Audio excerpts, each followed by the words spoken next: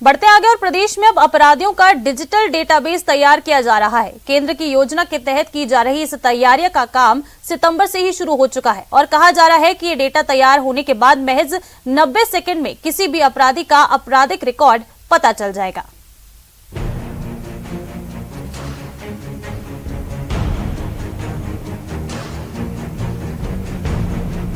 किसी भी अपराधी का आपराधिक इतिहास चंद सेकंड में मिल जाए, इसके लिए काम शुरू हो चुका है।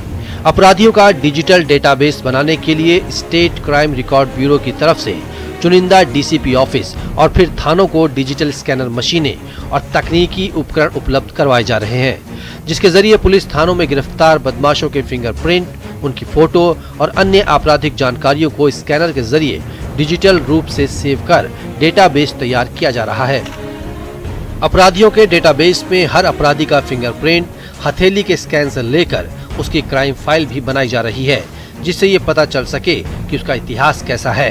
डेटाबेस से फायदा ये होगा कि जब कोई घटना होती है और पुलिस के द्वारा कोई चांस प्रिंट पाए जाते हैं तो उसके मिलान के लिए डेटाबेस के अंदर जब वो चांस प्रिंट डाला जाएगा तो जो गिरफ्तार शुदा अपराधी हैं, जो आपराधिक रिकॉर्ड वाले अपराधी हैं, उनकी पहचान किया जाना आसान हो जाएगा। केंद्र सरकार की इस योजना की शुरुआत केंद्रीय गृह मंत्री अमित शाह ने की थी, जो अब प्रदेश लेवल पर लागू होने वाला है। आपको बता दें, पहले बदमाशों के फिंगरप्रिंट कागजों पर लिए जाते थे, जिसकी वजह से उसका मिलान आसान नहीं था, लेकिन अब ये कवायद 1.5 से 2 मिनट में महज 1 क्लिक में पूरी हो जाएगी। विष्णु शर्मा, न्यूज़ 18 राजस्थान, जयपुर।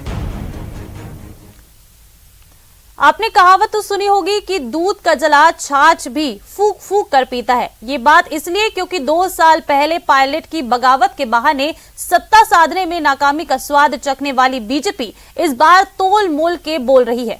जी हां, कांग्रेस के राजनीतिक घमासान पर बीजेपी के नेता खुद को अच्छा दर्शक और श्रोता भर मान रहे हैं। मानेसर से बीजेपी ने मौन का सबक लिया है। सचिन पायलट के मानेसर एपिसोड से फजीहत झेल चुकी बीजेपी इस बार के सियासी संग्राम पर पैनी नजर बनाए हुए थी। फूंक फूंक कर कदम रख रही थी, लेकिन जैसी अपेक्षा थी वैसा कुछ हुआ नहीं। आपसी कलह से सरकार गिरने की बीजेपी की आशंका फिलहाल नाकाम नजर आ रही है। इसलिए बीजेपी लोकतंत्र और परंपरा की दुहाई देते हुए खुद को अच्छा दर्शक और श्रोता भर मान रही है। बीजेपी अच्छी दर्शक, अच्छी श्रोता है और लोकतंत्र में, परंपराओं में, व्यवस्थाओं में भरोसा करती है। इसलिए हमने सब्र कर लिया कि 2023 में ही 2-2 हाथ करेंगे। पायलट और गहलोत की लड़ाई में बीजेपी मौके की ताक में तो है, पर उसे घात लगाने का अवसर मिलता दूर दूर तक दिखाई नहीं दे रहा। गहलोत की जादूगरी से सरकार फिलहाल बच गई है, लेकिन राजेंद्र राठौड़ इसे तूफान से पहले की शांति करार देकर बीजेपी के पक्ष में माहौल बनाने की कोशिश में जुटे हुए हैं। गहलोत साहब ने बड़े दम भर के अपने समर्थक विधायकों को पहले पर्यवेक्षक के सामने जाने से रोका, विधायक दल की बैठक नहीं होने दी और फिर बड़ी भोली अदा के अंदर क्षमा याचना की। पर जहां तक मेरा राजनीतिक सोच है, क्षमा करना गांधी परिवार की फितरत में नहीं है। इसलिए आपने देखा होगा 2 दिन का समय गुजरा है, पर 2 दिन के समय के अंदर तूफान से पहले की शांति दिखाई देती है। बीजेपी इस घटनाक्रम को अशोक गहलोत की सत्ता की भूख से जोड़कर देख रही है। सीएम पर तंज कसने के उसके अंदाज से साफ है कि इस बार सरकार में कुछ बड़ा होने की आस में वो किस कदर बेताब थी। राजस्थान के अंदर सरकार नाम की चीज नहीं है।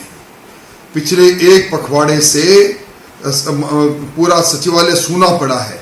सिर्फ स्थानांतरण उद्योग के अलावा कहीं कोई सरकार नजर नहीं आ रही।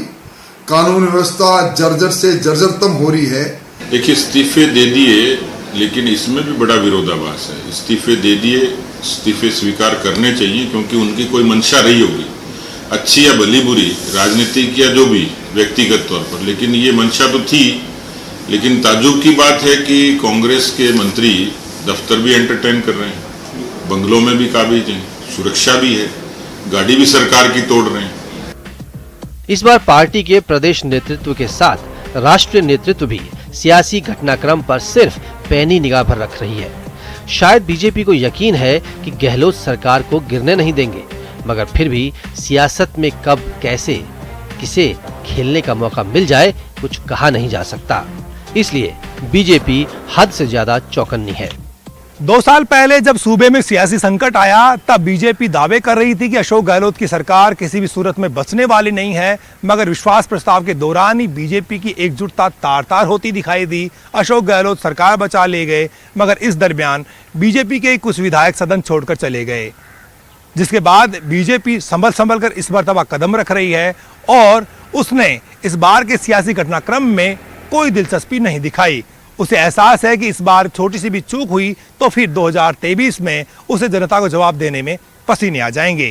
कैमरा पर्सन भवानी के साथ बाबूलाल धायल, न्यूज़ 18 जयपुर। तो चलिए इस बुलेटिन में फिलहाल इतना ही। नमस्कार।